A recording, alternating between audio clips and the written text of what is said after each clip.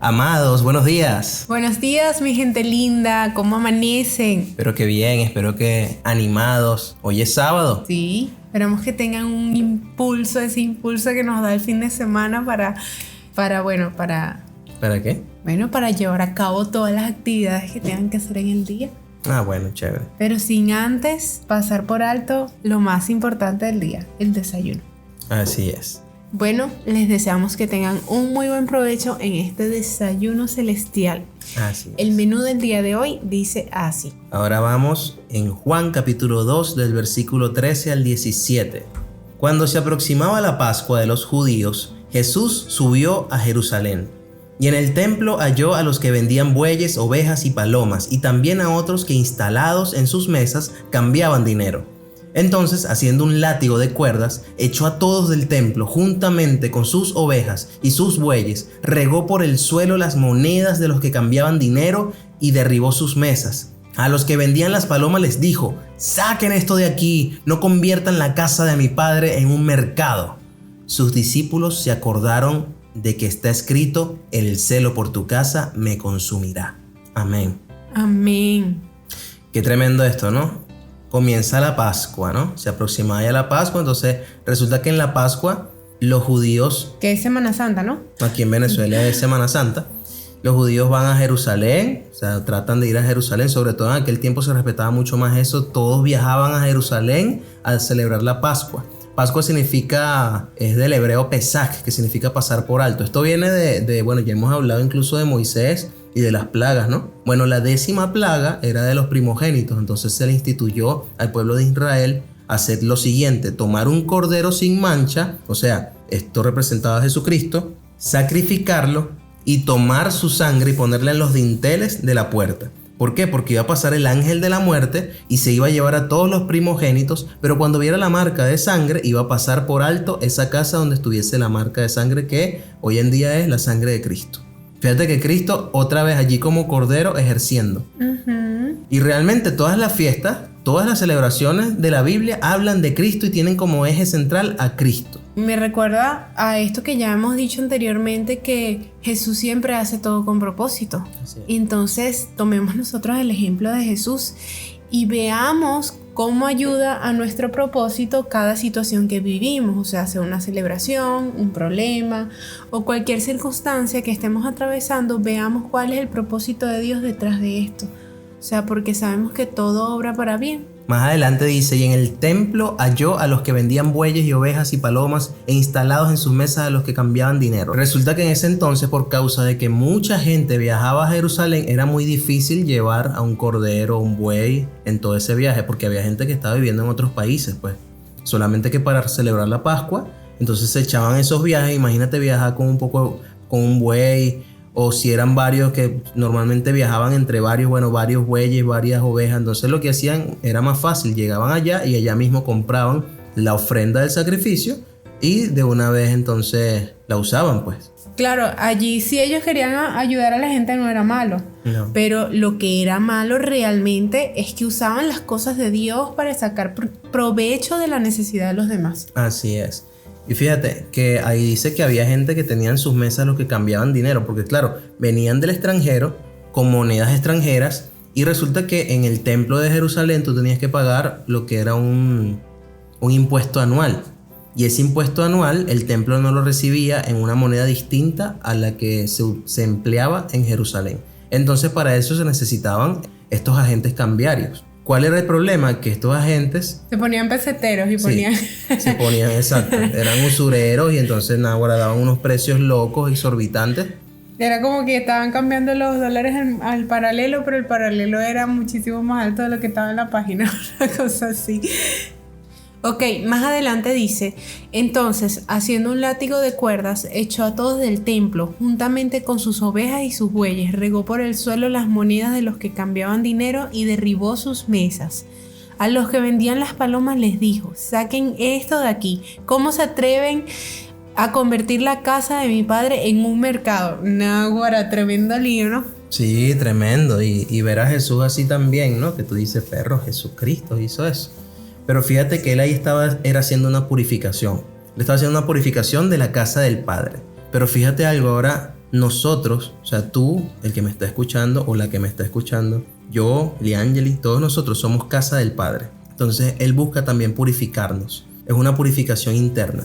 Y si tú ves la molestia de Jesús, realmente era porque estaban quitando del centro a Dios. O sea, si estamos hablando de la Pascua, el centro es Dios. Es más, si íbamos más específicamente, el centro era el mismo Cristo, que es la Pascua, que Él es el Cordero de la Pascua, ¿no? Entonces estaban quitando del centro a Dios para poner en el centro el dinero. Entonces ellos lo convirtieron en un negocio. Ellos no estaban viendo, hoy vamos a exaltar a Dios. Ellos estaban viendo, wow, ahora me voy a meter los reales porque viene la Pascua. Y entonces, ¿cuál era el problema allí? Que entonces muchos de los que iban al templo no eran judíos, eran extranjeros que realmente de corazón querían buscar a Dios. Y entonces lo que ve Jesús, lo que se encuentra en el templo, es un montón de mercaderes ofreciendo, lleve la oveja, lleve no sé qué, O sea, eso no es algo que se debe escuchar en casa de Dios, ¿ves?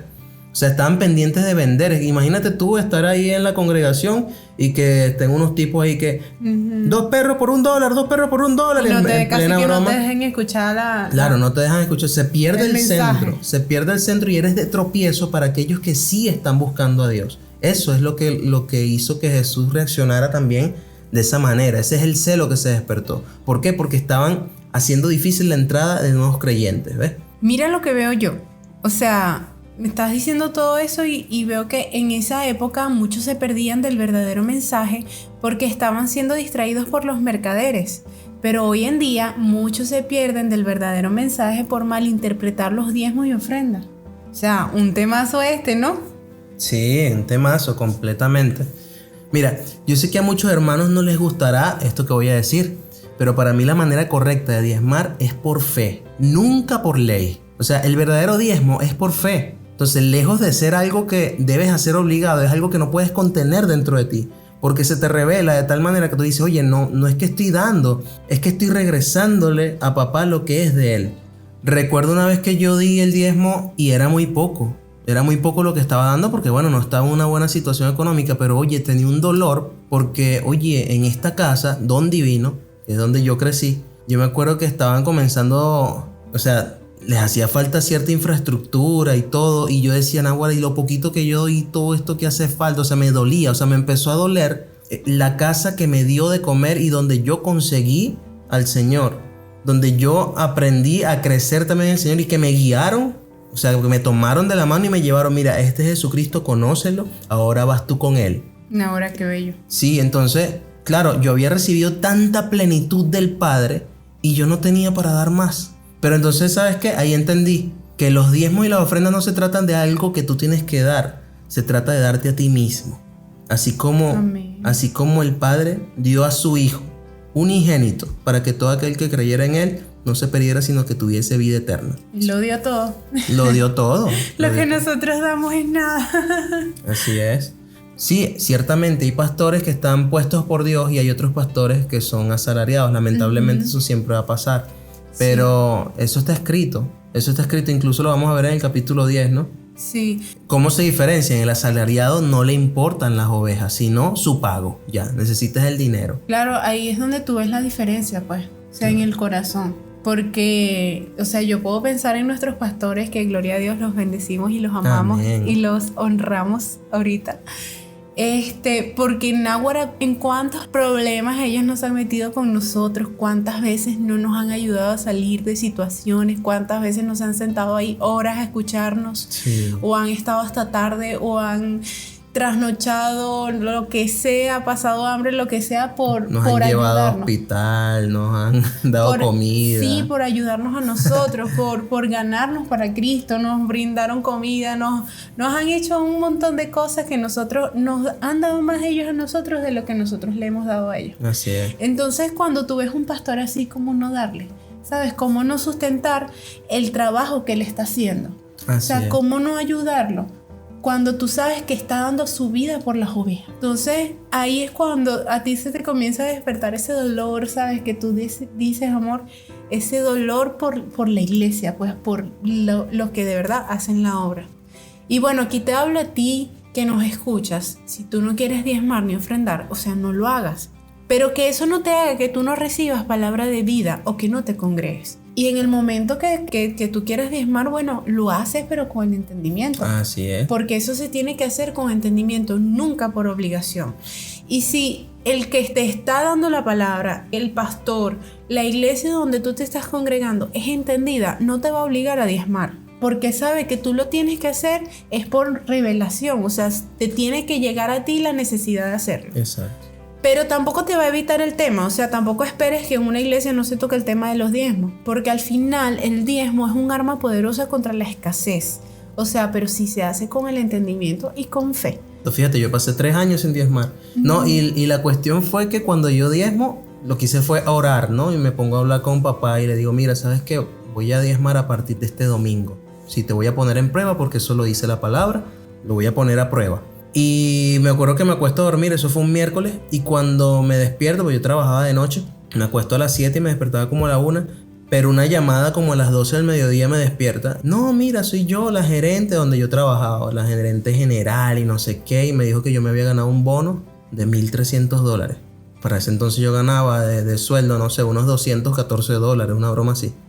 Y yo, ¿cómo? Sí, porque usted es el mejor trabajador de no sé qué tal y broma. Y eso nunca lo habían dado antes. Y entonces yo cuando escucho la broma, yo, $1,300. Imagínate lo chimbo que es uno a veces, ¿no? Que uno es materialista, pues. Que yo digo 1,300. Y me acordé de la oración y dije, o sea que ahora voy a diezmar $130.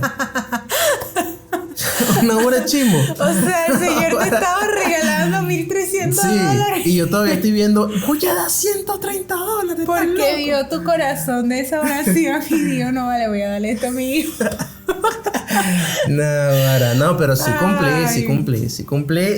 Y bueno, a partir de ahí he diezmado y lo hago con entendimiento y ofrendo y he visto pues la mano de Dios en todo eso. Además, la cultura de diezmar es lo que sostiene la edificación de la iglesia. Llámese edificación el que atiendan a las personas, en que hagan el trabajo de visitar a las personas, e ir a los hospitales, a las cárceles. Todo lo sostiene lo que es la cultura de diezmar. Y eso lo vimos mucho en la pandemia, ¿no? Que muchas iglesias dejaron de existir porque no tenían esa cultura de diezmar. Porque estaban con la cuestión, no, que el diezmo, que no sé qué, que tal.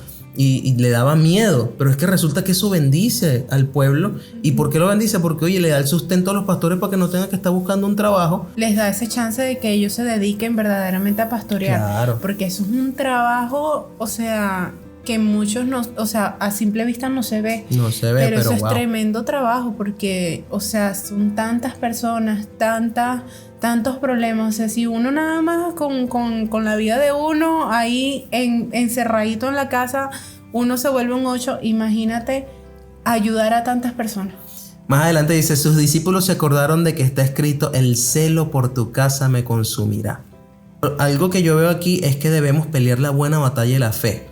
El Señor puso en nosotros estas sensaciones, estos sentimientos, así como esos enojos que nos dan, pero tenemos que redireccionarlo de la manera correcta, o sea, y pelear las buenas batallas. La buena batalla es de la fe. La buena batalla empieza en el momento que atacan la salvación y restauración de un alma. Eso quiere decir que hay batallas que tenemos que pelear y hay muchas otras batallas que no tenemos que pelear. Entonces, bueno, amados, oremos juntos. Amado Jesucristo, te pedimos nos ayudes a ver lo que tú quieres purificar dentro de nosotros, amén, dentro de nuestras mentes, amén, dentro de nuestro corazón.